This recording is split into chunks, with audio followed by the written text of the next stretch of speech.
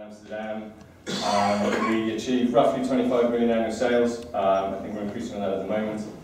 We run two very separate companies. One of them is TMT, Technology, Media and Telecommunications, and the other one is Healthcare. So two very different businesses, but there is a plan behind that, which I'll talk about in a sec. And this year we were recognised as the 5th fastest growing recruitment company in the UK, that we were proud of.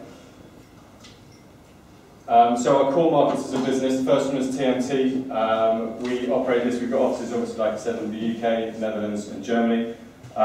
Technology, Media and Telecommunications is born out of the old IT recruitment model, which isn't old, it's still very present, but for us we recognise that there's a niche within that, and that's the consumer-driven demand for all of the media that we consume on telephones and tablets and what have you is driving a huge amount of the technology growth at the moment, and that's the specific niche that we focus on. And we operate that in the UK, Netherlands, and we open up in Germany in January. The second part of the business is very different. They're mutually exclusive. The healthcare business is frontline medical staffing, so we provide specialist nurses, midwives and doctors to the NHS. A bit of a strange combination, but we built that out. Our strategy is to run a low risk profile as a group, therefore we were looking for two businesses that have very different drivers for growth. The healthcare industry offers a public sector driven market, whereas TMT is purely economy driven. So from our perspective, that's our strategy and that's how we're looking to grow. We're doing loads of exciting things at the moment, which I'm coming on to. That's driving our growth, the 5th fastest growing recruitment company. That you can see over the last 5 years how it's starting to kind of hockey stick, and that's drawing on what both the previous speakers have spoken about. You've really got to have a plan about your growth to actually deliver it, and that's one of the key lessons that we learned early on. So therefore, our strategy is growing up to 50 million within 3 years, and so far we're on track. We're actually above forecast. But we're only above that forecast because we've actually sat down and actually put a strategic plan together to help that, to enable that. Today I was asked to speak about opportunities for international expansion. Both the previous speakers have touched on this. Jack, obviously, I'll pick up from where he left off. Just to get an idea though, just like a show of hands, how many of you have international operations? How many of you place people internationally? And how many people have offices abroad? And how many people are planning to have offices abroad? Okay, just making sure this is relevant. Hopefully it will be. But as I said, at the moment, we're in 3 locations where we will be from January. Those arrows are actually supposed to be in London, Amsterdam and Munich, although they're kind of Lyon, the Atlantic, and I'm not sure whether one is, my geography is not good enough. There's loads of opportunities to expand internationally, and you read about it every day. I obviously, like all of you, read the Hays, Michael Page, S3 reports. You hear about companies making, I think in S3's stance it's 25, I think it's going to be 30% of their revenues are in Germany this year.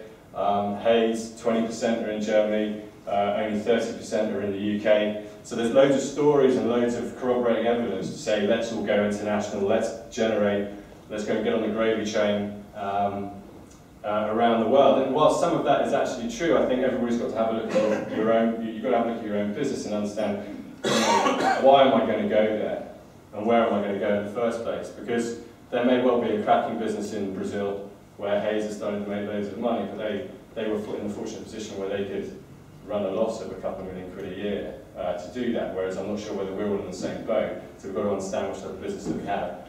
A couple of things that I'll move on to and I'll speak about in a little bit more detail, but does it enhance my business? I think very often we move for hubris, for ego. I want offices around the world, everyone else is doing it. It's probably not the best way to start your planning because it normally ends in a screw up. And a really important thing, can I compete there? Asia's got big headlines at the moment. And a lot of companies are doing very well out there, but the competitive environment there is very different to where it was 5 years ago. And I think if anyone has experience of that, these great tales of 25 to 35% margins and an open playing field, just go in there, it's old school, smash the phone, pick up loads of jobs and get do those deals. I'm not entirely sure that's correct anymore. There's a massive RPO move down there.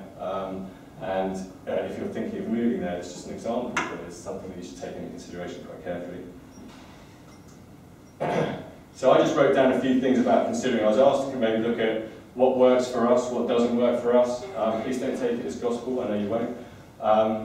But I thought I'd think about some of the things you consider before moving internationally. The strategy behind the expansion is absolutely crucial.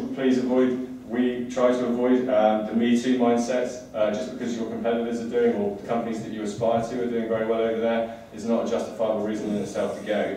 I'm a big fan of international expansion, by the way, if I'm going to get a little bit negative about some of the reasons that you should consider beforehand. And understanding your investment model and its limitations. I think very often it's quite easy to look at companies, look at where we perceive to be hotspots around the world, and we haven't really thought about what our investment model is compared to theirs. You know, are you cash funded? Are you VC backed, private equity backed? Do you have external investors, backers, that are going to enable you to go to a territory cold and build that up? Because that's going to cost you, from our experience, you know, there's a minimum of £250,000 involved in setting up an office from abroad. In my experience, I would say probably more now. We're definitely budgeting more than that for Germany. The costs that you encounter, loads of them are very obvious that you know about, in terms of all of your fixed assets, getting your office, getting your people, etc. There's a huge number of other intangible costs that Jack touched on earlier that I think I'll come on to in a second that you've really got to consider. The strategy's got to be a complementary strategy to your core business rather than replacing it. Sometimes we sit there and think, Christ, that's another client that's gone down to 15 or 12.5%, that's another RPO that's squeezing us in the UK. Actually, you know what, sod it, I know Asia's got massive margins, let's go there and do what we do, but do it for more money. I think we need to make sure that you actually have a strategy around, this is an add-on, this is to complement your business, it isn't something that's going to replace it. It could in the very longer term, however, you know, from our perspective, that's not the direction that we're looking to go in. P&L dilution is really important rather than cash cost. It's not just the 250 grand that you're going to have to outlay. P&L dilution really is the amount of actual money it's costing your business to actually be setting up and running at a loss. Do you know how long it's going to be before you break even? Do you know how long it's going to be until we start actually making a profit month on month? Profit dilution's something that we learned the hard way. You know, we thought we put a nice set budget, everything looked right. It was a very pretty presentation with lots of good-looking numbers on it, but actually it cost us a lot of money, and the cost of borrowing right now, I don't have to tell you all about, is a lot. Where possible, we will identify internal managers or leaders. You know, your DNA is your company, and I think the reason that you're successful has got a lot to do with the way that you interpret our industry and the way that you deliver your service. Looking to start up abroad, I would say that that's probably one of the most important moves that you can make, is ensure that you've got strong DNA going into that new office. I'll come on to that in a sec as well. And I think some of these are quite obvious, but you know, lining up advisors in country is absolutely crucial, legal, tax, compliance officers, etc. And it's not very difficult either. Sometimes, you know, I was faced with that, I thought it was a bit of a minefield. Adrian actually went over to Amsterdam to open it up. You sat there and we tried to do it all on our own to begin with. But look, there's loads of people that have done this before. There's loads of our trade bodies that help us do this, that put us into contact with people. It's a couple of phone calls, whether it's to REC, APSCO, whoever you're working with at the time, competitors, forming collaborative relationships with them, they can help you with this, and it's very important that you do it because, for example, setting up an office in Amsterdam was very different to doing it in the UK. You actually need an agent that's going to do it for you, and you can't just go and forge out on your own. So those are things, I mean, you know, this is obvious stuff, but I hope that, you know, people don't get scared off by that, because it is actually quite straightforward. You just got to make sure you pick up the phone, because our advisory bodies are there to help us with that. So when you're there, things to think about. You know, invest time into transferring your company DNA. I kind of mentioned earlier, but we've now learned that I spend 3 times more time on a plane going to see people in our international offices than I did at the beginning. That was a mistake that we made. Because if you expect these people to live the values that you live, or interpret the values that you live into their region, you've really got to actually invest a lot of face time with them. Doesn't mean you have to do anything particularly stratospheric. You just got to turn up and show them how you would do the job and help them work through what they're doing, because actually that's what they care about most, and that's what shapes the way that they're going to run a business. The cultural differences, there's quite a lot that's made of this. You do have to accommodate that. I think that's pretty obvious in itself. However, prepare your business plan if you're going abroad to take that into consideration. You know, for Holland's a good example. You know, the idea of the Englishman with his foot on a Dutchman's throat to tell him to make more phone calls or do more deals doesn't really work over there. They don't tend to like that very much. The Anglo-Saxon way of doing business in general doesn't work in Europe per se. You know, if you turn around and you tell your European business, well, I'll double your commission if you do X amount more business, they'll turn around and go, look, man, I'm playing football at 5:30, I'm not really interested in that. You know, that's their lifestyle choice, and so it's very strong over there, which I think is the same in Germany and nearby countries as well. So you've really got to make sure that you appreciate that beforehand, and you set your business up with those constraints in mind. It saves you a lot of time and a lot of pain. Not trying to change a culture that's been there since God knows when. So,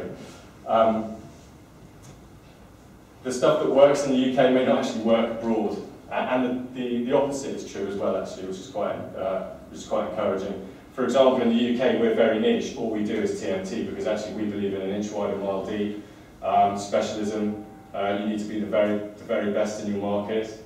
Clients will recognise value in expertise, and I think we completely work along those lines and along that strategy for our UK business. However, if you look at businesses abroad, the technology vertical in Holland, there's an argument to say that actually that doesn't specifically work, that people will pay value for different verticals from you as a supplier, because actually they trust you as a company and there's quite a strong brand valuation over there. So therefore, if you're successful in technology, there's a much higher chance that you can diversify that into a different sector. And that's very different from the UK, because I don't think just because we're good at IT, the accountants really care. You know, they'll work with Michael Page or whoever they were working before.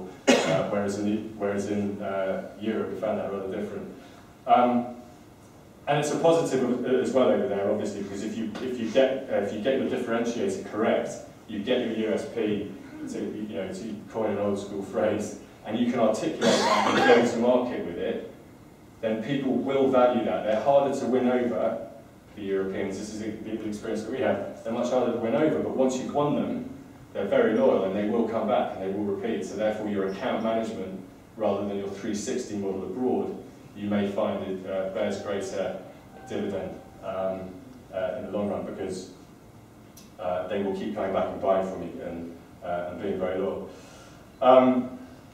And one of the biggest things that we did abroad that we've experienced that's different to the UK is that building relationships with your competitors is excellent. You can problem share. It's very collaborative. There is an expat mindset. You go over to. I was in Singapore, for example, and the guys, Matt McManus, who runs S3 for Asia, he sets up a monthly get-together for all the recruitment owners and directors to go, I think it's to the Singapore Cricket Club, and they get rat-housed all afternoon and share ideas about how they do it. The Dutch is exactly the same. We are people living abroad, and therefore you have a lot more in common with your competitors possibly abroad than you do in the UK. And that's paid us huge dividends. We actually share now some of our suppliers where we wouldn't normally invest in, for example, the amount of training that we would like to get from some of the very expensive, massively expensive Dutch trainers, training companies. We now share our trainers with 3 other companies, so we've got the one contract across 3 of us, and that's 3 English companies trading in Amsterdam. And as we're moving into Germany, there's some strategic relationships that we're putting together there as well. So it really does make a very big difference to your business. Some of the things that are mistakes are worth avoiding. I've made a lot as well. I'm probably rivaling Jack on some of those. I think Some of them hopefully are quite straightforward. Don't put your faith into new hires, do your own research. If you go to any market, you'll interview recruitment consultants. The one thing that has travelled from the UK, which is the home of recruitment in my opinion, that's travelled over to our European cousins, is they like to talk it up a bit, or a lot. So the biggest thing is that never be in a position where you're investing your own capital into a business venture that you're relying on information that you haven't found out for yourself. Whether it comes to how much you should pay people, the pension schemes that everybody supposedly pays in Holland, which turned out to be rubbish. You know, they will put together a picture for you, because whilst they respect and understand and I think, you know, take on board your brand, they will also see you as a foreign business coming onto their turf. So therefore, they are always going to. There's a level of protectionism around that to a degree that you have to deal with. Alongside that is the very much the Anglo-Saxon model. You know, money doesn't always talk. Don't think that you can buy your way into a market. You get exceptions, obviously, and you get extremes. I mean, if you're prepared to pay a stupid amount of money, then you probably can. But money doesn't always talk. A lot of recruiters are looking for very different things abroad, and it's important that you actually understand those before you go. For example, in Holland, they're very much interested in the intent or the softer side of their packages. So they're, you know, we're talking about flexible working, credits for being able to get childcare, and a whole host of things that we wouldn't even dream up in the UK that are benefits to employees abroad. So money doesn't always talk, so don't go with that mindset straight away. Long distance relationships can you've got to realise, or rather I had to learn that the relationship that I had with someone in the UK, I can maybe speak to them. Let's use an example as twice a week. If that's the case, I've got to speak to them, you know, 6 times a week if they're abroad, because actually, just because you know, a cross-border relationship complicates things. You don't live and breathe the problem solving that you naturally do when you're in the same country or the same offices. It's an extension of the line of sight management issue, where you don't have people who are right in front of you the whole time.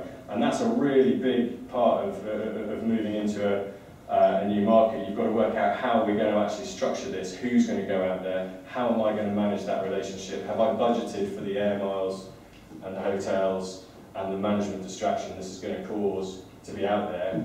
He is an amazing biller. We've got a guy who's running it right now who we took on as a graduate 8 years ago, and he's our superstar guy who's come all the way through, and he's much better at the job than I ever was. And he still was fantastic in the UK. It took him a while to find his feet in Holland, and as he was finding his feet, he found it frustrating, and I had to work very hard at the relation to make sure that we were seeing eye to eye over everything. It's definitely worth listening to your competitors' war stories. You know, just have a stiff drink and sit back and try and sift out the good stuff from the bad stuff. But if you listen to what they're telling you, it does actually help, because there's loads of there's a plethora of schoolboy errors that you can make when you move into an international space. The opportunities are huge in the international market. That's what's so exciting about it. And when you're going there, there is an environment where the recruitment industry is far more less mature than it is here. However, that brings with it a number of eccentricities around the market that we're not actually aware of, having just done it in the UK. You've got to be prepared to learn, because actually, you know what, our model probably has to be interpreted for that regionality, for that region, and definitely learning from where your competitors made mistakes. So use all your recruitment skills, build relationships with them, and make sure that they're happy to share information. And finally, just remember why you're doing it. It's going to be really difficult if you're looking to set up abroad. There's a massive benefit for doing it, but also I've met and spoken to quite a few people who've got very frustrated with how they're expanding. You know, they see these great stories of companies making lots of money abroad, and you've got to remember why you're doing it. I was speaking to someone at the break then, and at some point during your company's trajectory, you're going to decide what you want to do with this. So are you going to be a lifestyle business, okay, which is fantastic, there's nothing wrong with that at all, you can make lots of money, you know what you're doing, you're very comfortable with it, or are you looking to scale this into a brand that you're looking to eventually exit from, realise value, get that strategy in place straight away, because there becomes a tipping point where you get to a certain scale of your business where you're going to make a lot more money if you keep it small. You're much better than the people coming through. They're going to cost you money initially before they start making you money. And going abroad, whilst it looks quite sexy and, you know, from an ego perspective it's lovely to have international offices everywhere, I'm actually poorer for it. So think about where your drivers are for this, because it's very straightforward to be able to rifle shot business into these markets from London or from wherever you are based in the UK, and make good margins. It's the tipping point that comes where actually, are you going to keep doing that, or do you actually want to grow a brand that you can show that you can succession and that you can roll out cross-border. So that's quite an important part to think about. So look, you know, I've kind of rattled through it. Our strategy is international. We're looking to, obviously, as I told you, we've got Holland, Germany kicks off in January. So I'm completely converted to it. It's the fastest growing part of our business right now. Holland grew by 75% last year, and that wasn't from zero. That was from quite a decent starting point. I think they're turning over, they're budgeted to turn over 5 million. They're going to do a little more than that. There's big clients there that you can really leverage. We've got, I think, possibly our biggest TNT client now is over there. If you invest, you know, somebody told me once, listen to your sales director once and listen to your FD 3 times. It's kind of that. You really got to sit down and plan it. The devil's in the detail. But if you do it correctly, and there's a really strong reason to go out there, then I strongly recommend it. It's a big opportunity, and these markets have got a long way to go. So I think that's, yeah. So that's it. But thank you very much.